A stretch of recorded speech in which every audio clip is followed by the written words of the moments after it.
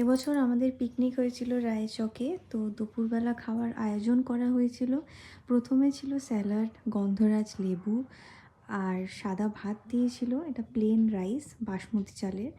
তারপরে দিয়ে দিয়েছিল বেগুন ভাজা, বেশ লম্বা লম্বা করে বেগুনগুলো কাটা ছিল, ঠিক এইরকম। আর প্রচণ্ড গরম ছিল, কারণ কি আমরা ফার্স্ট ব্যাচেই বসেছিলাম। সঙ্গে ছিল মুগ ডাল, এটা বিভিন্ন ভেজিটেবলস দিয়ে মুগ ডালটা হয়েছিল, মটরশুঁটি সব রকমের সবজি দিয়েই। খুব ভালো ছিল খেতে, এটার সাথে বেগুন ভাজা দিয়ে খেয়েছিলাম। আর পিকনিক স্পটটা খুব ভালো ছিল, সামনেই যেহেতু গঙ্গা ছিল, প্রচণ্ড হাওয়া দিচ্ছিল। তো তারপরে চলে এসেছিল রুই মাছ। রুই মাছটাও বেশ টাটকা ছিল, ফ্রেশ। তো রুই মাছটা দিয়ে বেশ খেতে ভালোই লাগছিল। তারপরে এসে গেছিলো মাটন। মাটনটাও বেশ টেস্টি ছিল, মাটন আমরা খেয়েছিলাম। আর মাটনের সাথে ভাত দিয়ে খেতে বেশ ভালোই লাগছিল। আর দিনটা ছিল সানডে, তো রবিবারে মাংস ভাতটা বেশ ভালোই লাগে। ব্যাস এই ছিল আমাদের খাওয়া। তারপর শেষ পাতে চাটনি আর পাঁপড়টা তো মাস্ট। লাস্টে ছিল নলেন গুড়ের রসগোল্লা।